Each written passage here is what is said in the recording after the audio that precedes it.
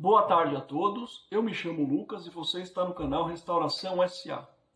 Bom pessoal, e hoje a gente está num ambiente um pouco diferente, que eu comprei finalmente meu celular novo e estou testando a câmera. Então eu estou aqui no quarto, vamos ver se aqui o vídeo fica um pouco melhor e com certeza eu acho que o áudio vai ficar bem melhor.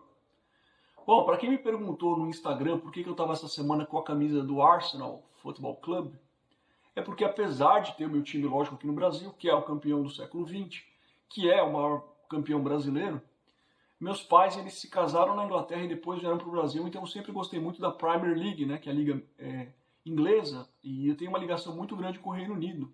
Então eu tenho uma admiração muito grande pelo Arsenal e por isso que eu dentro daquela coisa que eu coloquei no Instagram, da gente falar de outros lugares, e eu estava com a camisa do Arsenal justamente para deixar esse tema lá no Instagram. Por quê? Esses vídeos aqui do YouTube, eles são filmados com muita antecedência em relação ao que acontece no dia a dia no meu Instagram. No Instagram, por conta da fase emergencial, que as pessoas estão trancadas, sem ter o que ver, sem ter o que fazer, e assim, sempre a mesma coisa, Netflix. Uma coisa que eu pensei numa pequena iniciativa seria colocar, eu que tive a oportunidade de viajar para diversos países do mundo, praticamente todos os países que eu queria, então México, Japão, Europa, Estados Unidos, etc. Eu divulguei ali algumas viagens que eu fiz pelo mundo, e eu comecei pelo Reino Unido, uma viagem que eu fiz com a minha esposa, em que a gente fez um tour assim violento, porque ela não conhecia nada, 3 dias cada lugar, e essa primeira parte que eu selecionei foi justamente o estádio Emirates Stadium, que é o estádio do Arsenal. Então a gente conheceu todas as dependências do estádio, o camarote do presidente, sentou na cadeira que o presidente assiste, foi visitar os vestiários, foi visitar o vestiário do time adversário, entrou no campo, não pôde pisar dentro do gramado mesmo, mas pude encostar no campo, sentar no banco de reservas e assim, visitar a parte de mídia, até fiz um vídeo dando entrevista. Fomos na parte que é uma sala do treinador, e foi interessante que um dia antes teve jogo e estava ali o agasalho do treinador francês, Unai Emery, que era o treinador à época. Você vê assim, você tem uma sensação de que parece que você saiu de um jogo, entendeu? Uma ambientação muito legal. E mesmo para quem não gosta de futebol, você tipo, vê esses vídeos, essas fotos desses lugares, tira um pouco a sua cabeça dessa mesmice, da gente estar sempre se sentindo preso. Então no Instagram eu estou postando fotos de viagens que eu fiz, enfim, nesse momento lugares diferentes do Reino Unido. Sei que isso não tem nada a ver com o tema de hoje, que é investimentos, mas se você tiver interesse, Restauração SA sem o tio e sem o cedilha, então é Restaurasa. Bom, agora retomando nossa conversa sobre a história das SA, hoje eu vou fechar de uma forma um pouco mais informal a parte que a gente estava, mais recente da história do Brasil, em relação às SA, e para iniciar a gente vai ter que ter um contexto de divisão histórica. Após a Segunda Guerra, os Estados Unidos e a União das Repúblicas Socialistas Soviéticas, elas formaram 2 polos de poder muito, muito grande e passaram a ter países gravitando ao seu redor. E esses países que tinham o apoio da Rússia, entre eles Cuba, enfim, diversos países, e o Brasil teve o apoio dos Estados Unidos da América. Então, no Brasil, a gente vivia num período que era um regime militar e que o Brasil tinha um apoio violento dos Estados Unidos. Nesse período, havia uma imagem muito grande de prosperidade econômica e que era real, o desemprego caiu, todo mundo tinha sua casa, ou muita gente tinha sua casa, tinha o seu carro, só que isso às custas de um grande desequilíbrio fiscal que a maioria do povo não ficava sabendo. Então, o que acontecia? O país como um todo, o Estado, ele fazia empréstimos externos e internos, gerando um desequilíbrio fiscal e produzia artificialmente uma sensação de segurança econômica. E muito dinheiro também vindo dos Estados Unidos. Então, todo mundo começou a gastar, todo mundo começou a consumir. E o que aconteceu? Uma sensação de bonança, de excessivo otimismo. E o brasileiro sempre tem aquilo de copiar o estrangeiro. E como a bolsa dos Estados Unidos era muito forte, o Estado resolveu criar um estímulo para que a bolsa daqui também se desenvolvesse, fosse tão pujante, tão fluida, tão poderosa em termos de investimentos quanto a americana. E aí que deu o problema. Eles criaram uma legislação tributária que basicamente, como é que eu vou fazer de uma forma mais informal, eu vou usar exemplos. Basicamente, se você montasse uma SA ou convertesse de alguma forma a sua limitada, sua pequena empresa numa SA, você tinha um benefício fiscal tributário muito grande. Isso gerou 2 tipos de situação diferentes, que eu vou explicar aqui um exemplo um pouco mais exagerado, mas para ficar bem claro. Um primeiro exemplo eram as pessoas de boa fé que não tinham experiência para converter a sua empresa em SA. Então eu, Lucas, tinha uma pequena metalúrgica com a minha esposa, com alguns familiares, e aí eu abro o capital na bolsa. Eu me organizo, tento fazer tudo certinho, chamo um contador, crio folders. Lembra que a gente não tinha internet naquela época, gente. Coloco um folder na parede ali da Bolsa de Valores, explicando a minha empresa, etc. Faço panfletos, tudo mais. Abro o capital e recebo esse dinheiro. Só que por falta de experiência, a gente não sabe escalar esse dinheiro. A gente não tem noção de escalabilidade, não tem noção de capital de giro, do que fazer com esse capital que entrou para depois isso ser um pouco mais perene e ter um giro em termos de dividendos. Ou seja, os adquirentes, as pessoas que absorveram esse capital no mercado secundário, passaram a não ter como ter noção, digamos assim, do que fazer com ele. Em português, claro, é isso.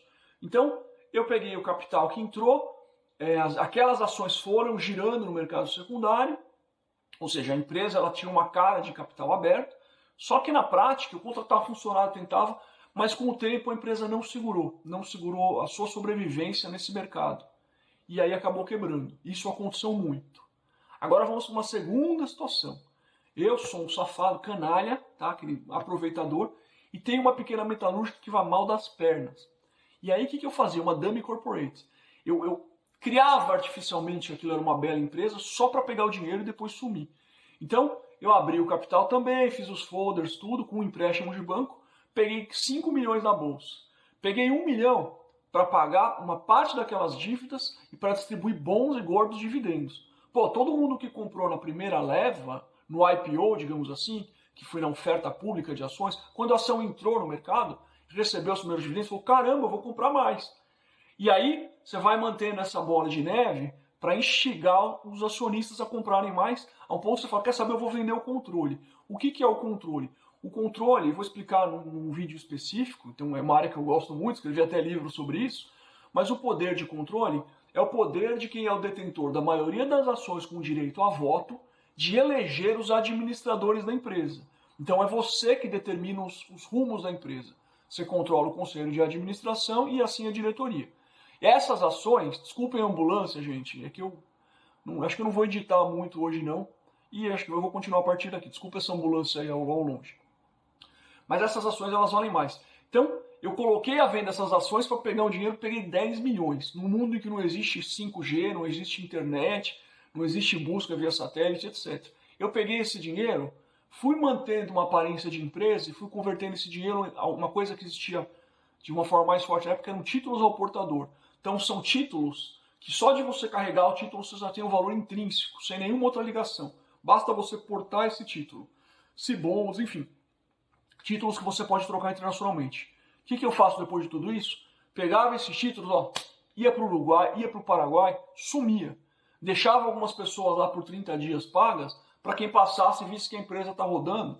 E aí nesses países, você, entre aspas, trocava esses títulos por ouro, por outros bens também fungíveis, que têm valor, e aí pegava um navio para a Europa, um navio sem muito... Existia muita burocracia em papel e muito menos controle das coisas naquela época. Então, eu podia morar na Europa rico, um mês depois não pagavam dividendos, todo mundo, o que aconteceu com aquela empresa maravilhosa? Aí passavam lá, estava tudo fechado, e é isso. Eu estou usando aqui uma figura exagerada, uma hipérbole, só para mostrar, mas basicamente o que aconteceu em 71 foi isso. Empresas que não tinham condições abriram capital e quebraram, e alguns oportunistas também deram golpes muito grandes na praça. O que aconteceu? Teve suicídio, não que nem a crash de 29, mas teve suicídio, teve uma imagem péssima, teve um monte de problemas, o que fez o Estado brasileiro como um todo refletir e falar, não, a gente precisa se organizar. E aí o ministro da Fazenda, acho que era o Simonsen, ele deu algumas declarações de que realmente o mercado de acionário brasileiro privilegiava demais os controladores. Controlador é aquele que pode gerir os rumos da empresa, em prejuízo dos minoritários, que é aquela pessoa que comprava a ação só para ter o dividendo.